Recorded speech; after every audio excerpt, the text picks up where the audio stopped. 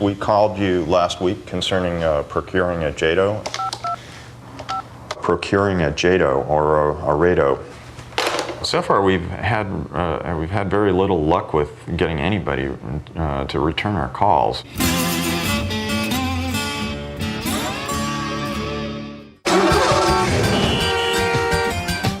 Jamie and Adam are following a promising new lead on that 67 Chevy.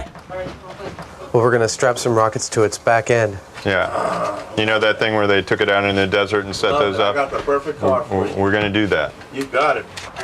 It's a 67, all right, but unfortunately, an Oldsmobile.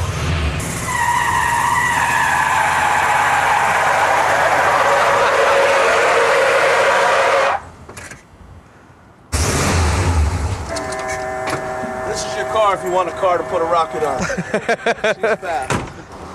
Just as we've given up hope of finding our car in time. It's officially an Impala. Would it be all right if I drive it around the block? Oh, yeah. Oh, whoa, whoa. I got it, lady. It's a working 66 Chevy Impala with some decidedly non-standard features.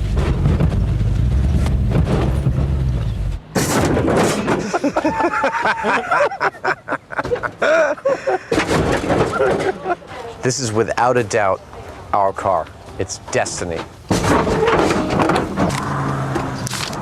Well, thank you very much. Really appreciate it.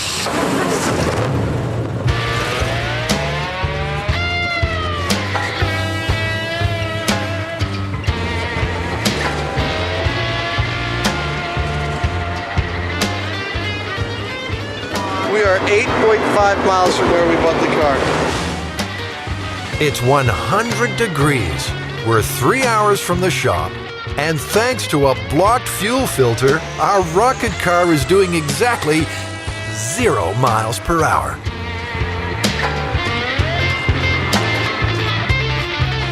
Thank goodness Adam's got the gold breakdown package.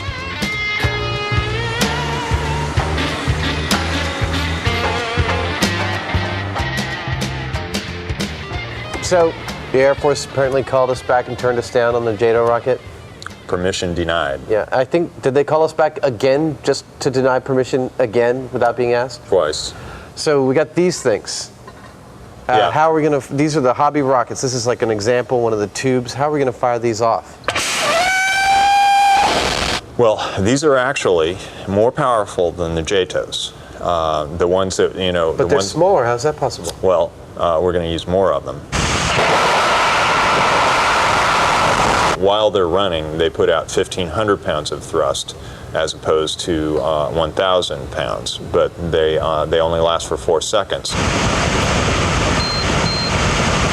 We're going to get several of them and we'll set them off successively.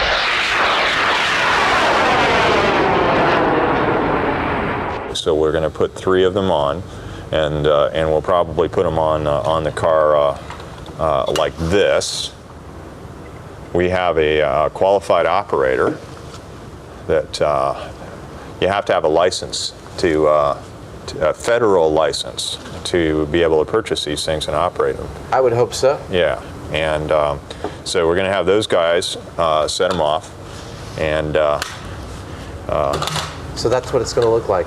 yeah, that's essentially what we're going to do. We'll have to reinforce it and everything. That's all fine in theory, but it's an awful lot of power to put on the roof of a junker.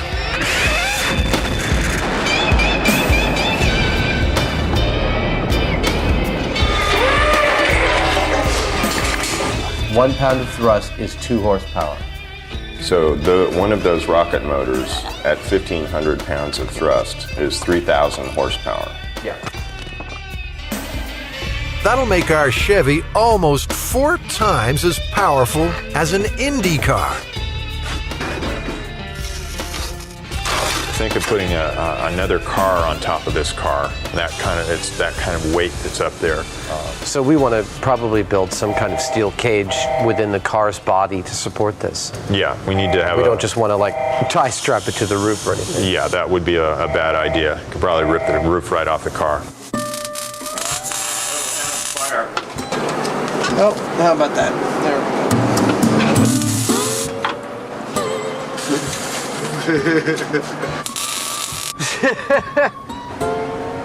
Adam, you're going to get sick. I believe I'm already sick. Give me the fire extinguisher. What the?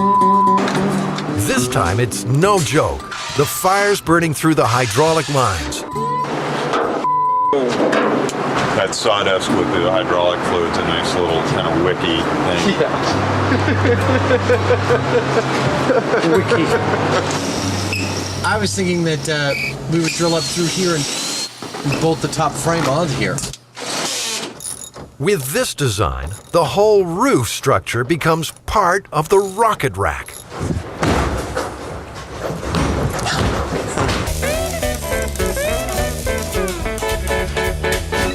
Now, it turns out besides this legend, other people have strapped rockets to cars before, haven't they? Yeah, there are world speed records that have occurred by using this. In 1965, Walt Afrons built the first rocket-powered land speed car. Wingfoot Express 2 was initially designed with 10 JATO units, but that wasn't nearly enough. 25 rockets eventually blasted the car to an unofficial top speed of 605 miles per hour. Of course, you have to remember that those are unusual cars. They're usually very long and They're basically built like for rocks this. with wheels. Yeah. So this also begs the question, where do we fire this car off? There are some lakes, dry lake beds to the south of here towards LA, so we'll probably try one of those first to see whether we can get access to something like that. Jamie's having second thoughts about getting behind the wheel. If this behaves like the legend says, we're going to have a 3 to 4,000 pound projectile out there. And I guess the other thing that I thought, with that in mind, if we do lose control of it, obviously we don't want to be in the car. So we're probably going to... You don't want to be in the car? I would love to be in the car. But I think you should drive the car. Well, I think I should too, but we've radio-controlled cars before, and it's a lot of fun. Oh, so we'll make it radio controlled? Yeah, I think that's the safest way of dealing with it. Oh, that's the coolest toy ever. Yeah, it's a big kid's RC car. You want to do it? It's not quite as simple as a radio-controlled toy.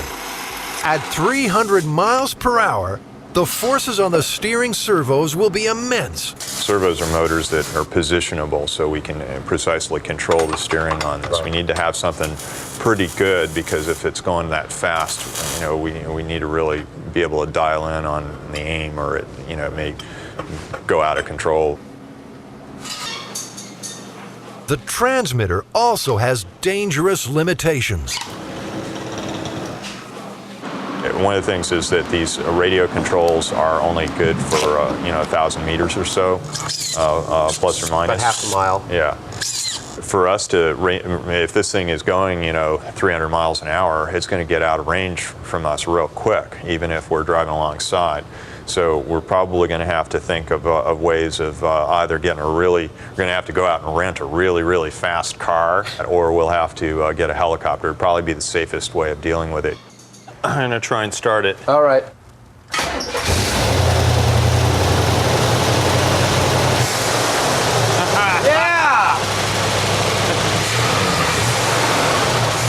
Jamie's going to need